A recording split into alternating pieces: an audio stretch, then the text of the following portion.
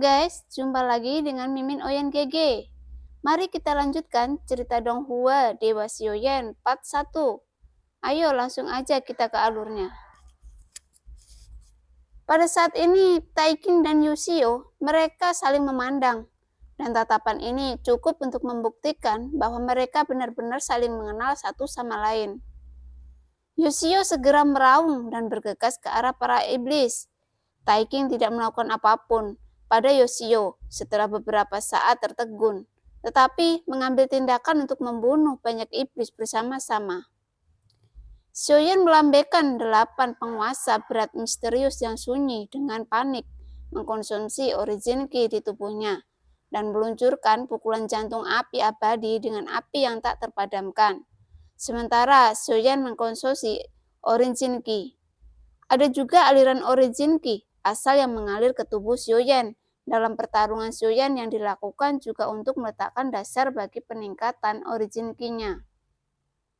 Itu sebabnya Yushio dan Taiking melihat bahwa Xiaoyan sangat serius dalam berurusan dengan iblis dan keterampilan bertarungnya tidak ada habisnya. Namun demikian, Xiaoyan mampu mengeluarkan 2 miliar penuh origin ki yang masih sangat kuat. Bahkan jika Xiaoyan mengkonsumsi dengan liar, dia masih memiliki sumber origin ki yang agung. Shenyan menghancurkan. Api yang indah menutupi sekeliling dan kemudian dengan ledakan kegilaan menyapu. Kumpulan guntur api. Seluruh naga guntur ilusi hancur. Xiaoyan hampir menggunakan semua keterampilan bertarung yang dia miliki untuk saat ini. Yushio dan Taiking di samping tercengang. Bukan karena seberapa kuat keterampilan bertarung Xiaoyan, tetapi pada saat ini mereka merasa bahwa ini tampaknya dewa pertempuran. Tapi barusan dia jelas sebanding dengan keabadian Kaisar Langkah Kelima. Jadi mengapa dia menjadi dewa pertempuran sekarang? Keduanya bingung melihat Xiaoyan bertarung dengan penuh semangat. Dia jelas memiliki kemampuan untuk melenyapkannya. Tetapi dia harus dengan panik mengkonsumsi origin ki-nya. Mereka tidak bisa mengerti Xiaoyan. Mereka jelas memiliki kekuatan keabadian di Langkah Kelima. Jadi mengapa mereka mengambil begitu banyak masalah? Setelah beberapa saat, mereka berdua menyadari bahwa apa yang diinginkan Xiaoyan bukan hanya keabadian untuk fisiknya, tubuh, tetapi juga keabadian untuk origin ki-nya. Meskipun mereka telah mendengar tentang tubuh abadi, mereka yang memiliki tubuh abadi sangat terpesona oleh penampakan tubuh. Sehingga mereka hampir menyerah pada kultivasi origin ki dan mencapai tingkat tubuh abadi. Adapun bakat kultivasi genesis ki tampaknya lebih seperti aturan dan batasan yang diberikan oleh dunia. Tampaknya jika Anda memiliki tubuh abadi, maka Anda tidak dapat membuat genesis ki mencapai keabadian. Justru karena inilah banyak pembangkit tenaga tubuh abadi berhenti di Dewa Pertarungan Bintang 9. Di puncak Dewa Bintang 9, genesis ki tidak akan pernah bisa menebus keabadian. Karena itu, menurut mereka, apa yang dilakukan Xiaoyan hanyalah buang-buang waktu. Tapi apa yang tidak mereka ketahui adalah bahwa tubuh abadi Xiaoyan berasal dari avatar dewa asli, dan itu tidak bertentangan dengannya. Tentu saja, budidaya Xiaoyan tidak memerlukan pemahaman mereka. Meskipun buah Moruo yang dirasuki iblis sedikit lebih sulit untuk dibunuh. Bagaimanapun, Taiking adalah langkah kelima, sedangkan untuk Yushio itu setidaknya langkah keempat. Jika tidak, konfrontasi antara Xiaoyan tidak akan semudah itu. Adapun Xiaoyan di samping, meskipun momentumnya besar, butuh waktu lama untuk membunuh hanya satu iblis, dan selusin lainnya dibunuh oleh Taiking dan Yushio. Xiaoyan tampaknya terlalu lelah, jadi dia duduk untuk pulih. Taiking dan Yushio saling berpandangan dan hanya bisa tersenyum pahit.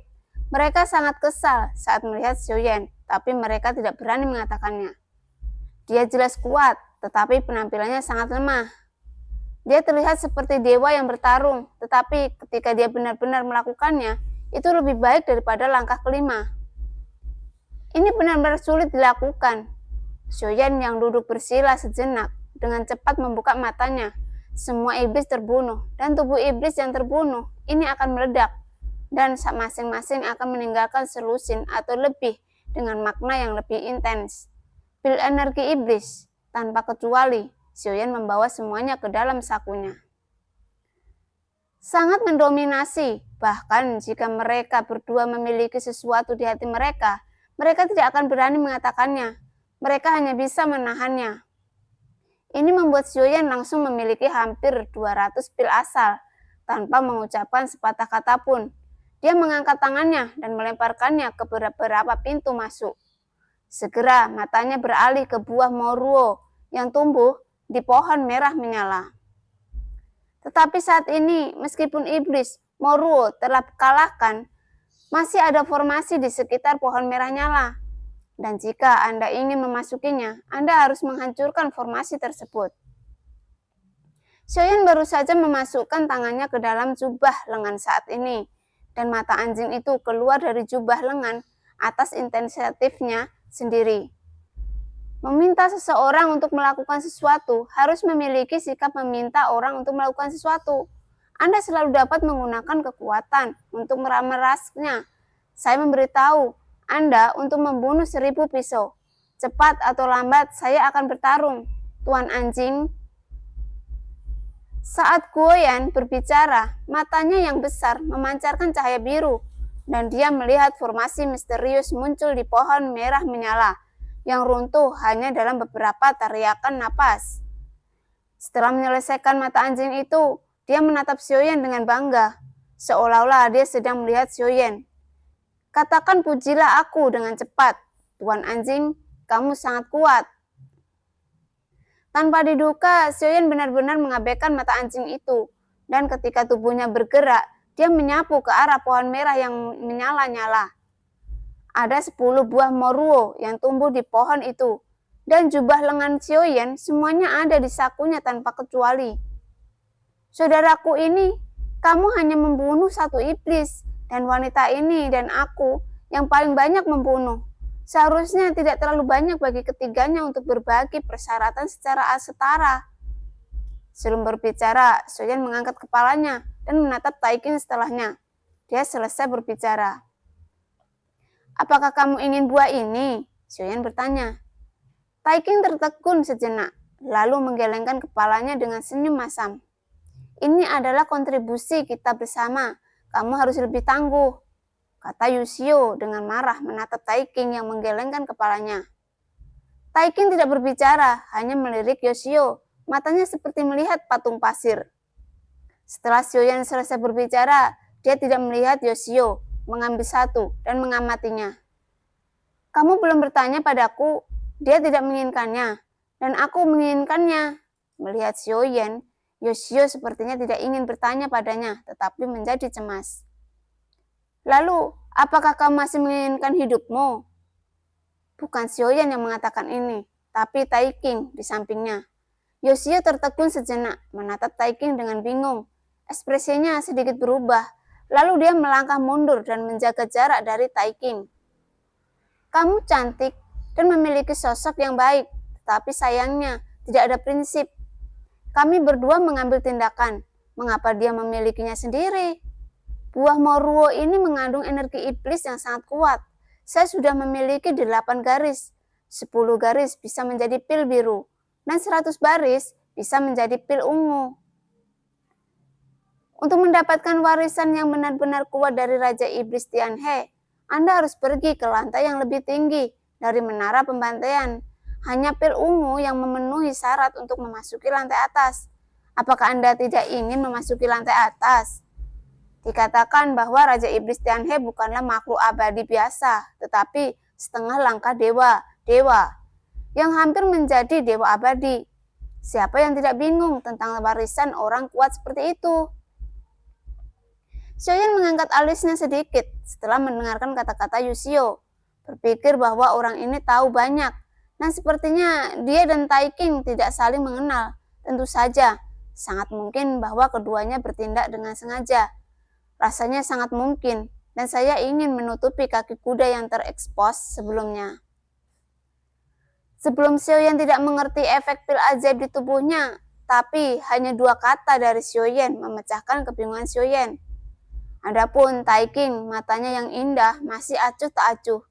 Dia mungkin masih sangat tertarik dengan ini, tetapi dia tidak menunjukkannya.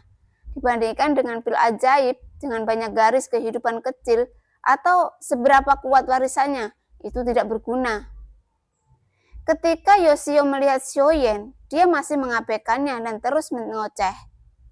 Pada saat ini, mata sengit Xiaoyan membanting ke arah Yoshio, dan pada saat ini, Yoshio langsung menutup mulutnya. Saya melihat bahwa Xiaoyan tidak ragu-ragu dan menelan buah moruo ke dalam mulutnya. Origin Ki yang luas mengalir keluar. Itu masih merupakan Ki asal dewa yang sangat murni. Karena inilah latar belakang origin Ki Xiaoyan mulai naik dengan liar lagi. Latar belakang 900 juta origin Ki terus meningkat. Dan dengan peningkatan berkelanjutan dari kekuatan Xiaoyan, kecepatan kondensasi bintang origin Ki juga terlibat ganda setiap hari, dan kecepatannya mencengangkan. Sebenarnya, jika Xiaoyan bukan laut bintang ganda, dia pasti sudah lama menebus puncak bintang 9 dosen. Justru karena laut bintang ganda, itulah kecepatan kondensasi bintang Genesis Ki Xiaoyan sebenarnya. Lebih lambat, karena bintang ganda Xiaoyan origin Ki warisan yang hanya 2 bintang bisa meledak. Juga karena ini, kecepatan kultivasi Xiaoyan tampaknya tidak cepat, hanya dapat dianggap normal, tetapi sebenarnya sangat cepat. Mengkondensasi 1 bintang setara dengan memadatkan 2 dewa pertempuran biasa, sangat menakutkan untuk dapat memiliki kecepatan ini. Setelah beberapa lama, Xiaoyan membuka matanya dan tidak berbicara, hanya untuk melihat Xiaoyan langsung mengeluarkan 2 buah moruo dan menelannya. Taiking menemukan tempat untuk duduk bersila dan menunggu dengan tenang, sementara Yoshio tercengang. Dia menatap Xiaoyan yang sedang berkultivasi dengan panik. Sial, aku masih tidak percaya kamu bisa menelan 10 buah moruo, dan kamu tidak akan memberiku rasa apapun.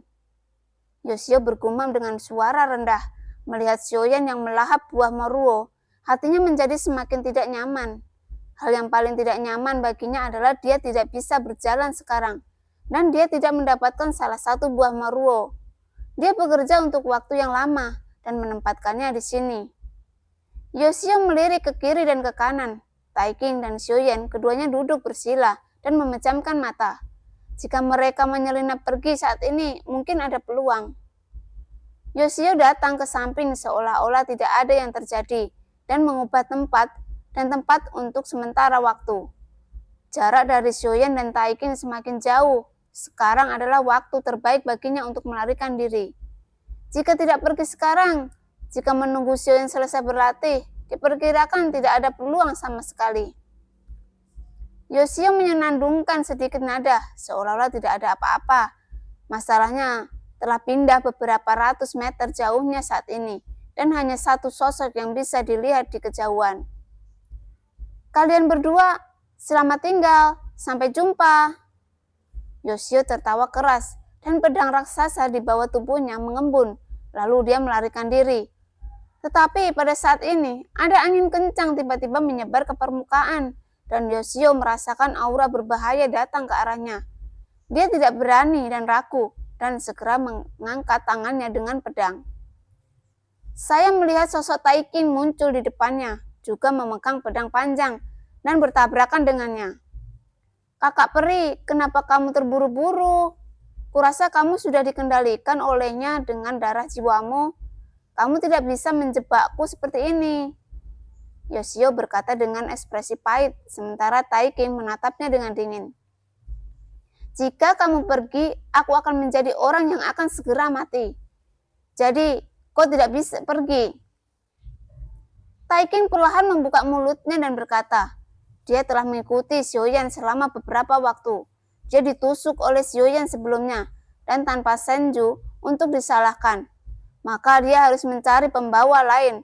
Mungkin ini terlihat sangat aneh, tapi Taiking tidak akan membiarkannya pergi dengan mudah. Kakak perempuan, jika Anda tidak membiarkan saya pergi, saya akan mati. Kakak, dia paling marah dan dia tidak akan pernah membunuhmu. Baik untuk melepaskanku kali ini. Setelah aku pergi, aku bisa berjanji untuk menjadi pelayan kakak perempuanku yang berusia seabad, kata Yoshio dengan senyum masam. Itu memang memprovokasi beberapa wanita. Mendengarkan bahasanya sepertinya sudah tidak asing lagi. Mendengar kata pelayan, Taiking mengangkat alisnya sedikit. Jarang orang yang kuat dari level ini menjadi begitu nakal. Aku punya pekerjaan yang bagus. Aku berjanji akan membuat adikku nyaman. Tolong biarkan aku pergi kali ini. Yoshio memohon, menatap mata Taiking yang membara sejenak. Tetapi saat berikutnya, matanya tertegun dan dia berpikir bahwa dia benar-benar tersentuh. Berhenti berbicara omong kosong. Kembalilah bersamaku atau aku akan membawa kepalamu kembali. Wajah Yoshio menjadi pucat. Rencana pelariannya gagal. Jadi dia harus kembali ke pohon merah menyala dan melihat Xiaoyan duduk bersila dan berlatih dengan bosan. Namun beberapa saat kemudian, beberapa orang mendekat. Mata mereka tertuju pada pohon merah menyala dan mereka melirik Xiaoyan yang duduk bersila di bawah pohon, sedikit mengernyit. Unggul! Yoshio juga mengatakan bahwa ada pertunjukan yang bagus untuk ditonton, hanya untuk mendengar suara Taiking di samping dan kemudian Yoshio menatapnya dengan heran. Aku akan memukulmu jika kamu tidak mematuhiku, Taiking berkata dengan dingin. Baru saat itulah Yoshio mengerti bahwa Taiking adalah preman Xiaoyan dan sekarang dia telah menjadi preman dan Taiking ini dia masih seorang bawahan. Yoshio tidak punya pilihan selain mengambil tindakan untuk menangani jumlah orang yang datang. Tetapi setelah beberapa saat, dia melihat kekalahan Yoshio. Mata Taiking dingin. Dia secara alami dapat melihat bahwa Yoshio melakukannya dengan sengaja. Jika kamu tidak bisa membunuh mereka, aku akan membunuhmu dan kemudian membunuh mereka. Suara dingin Taiking keluar dan Yoshio sedikit terkejut. Mengapa kamu berbicara dengan nada suara yang persis sama dengan dia? Aku tidak mendapatkan apa-apa. Pada akhirnya aku harus diperas olehmu seperti ini. Bahkan jika kamu adalah dewa, kamu harus memiliki sedikit kebaikan. Yoshio mengeluh dengan marah. Berhenti berbicara omong kosong. Yoshio marah. Mata anjing dalam jubah lengan muncul di bahu Xiaoyan di beberapa titik. Dan ada ekspresi kasihan di mata besar itu. Sepertinya dia mengasihani Yoshio. Tapi dia juga mengasihani dirinya sendiri. Itu sama dengan orang yang jatuh dari ujung dunia. Itu saja, jika kamu tidak bisa mengalahkannya, kamu hanya bisa mengakui kekalahanmu. Setelah Yoshio berjuang keras, dia membunuh beberapa orang yang datang. Orang-orang ini bukan orang baik. Bahkan jika Yoshio tidak melakukan apa-apa, mereka akan melakukannya. Setelah Yoshio membunuh orang-orang ini, Yoshio sedikit bingung saat melihat Taiking bersenang-senang. Tapi tinggal di sini tampaknya menjadi arah orang yang datang. Dan Yoshio menggantikan Senju dan menjadi bawahan Taiking dan Xiaoyan. Dia ingin menangis, tetapi untuk bertahan hidup, dia hanya bisa menahannya diam-diam. Goyan menghela napas dan berkata dalam hati, saya hanya bisa mendorong Anda. Ayolah, saya berharap Anda istirahat lebih awal dari cakar yang membunuh ribuan pisau. Setelah menggelengkan kepalanya dengan penuh arti, dia terhuyung-huyung kembali ke jubah lengan Xiaoyan. Dibandingkan dengan Yoshio yang berjuang berdarah dan berjuang keras sendirian, Goyan merasa bahwa dia jauh lebih beruntung. Tampaknya tidak begitu menyakitkan lagi. Selama periode ini, Xiaoyan menelan 5 buah maruo dan hampir 100 yuandan. 1,2 miliar pil ajaib Cian, 18 pola. Setelah waktu yang lama, Xiaoyan perlahan membuka matanya.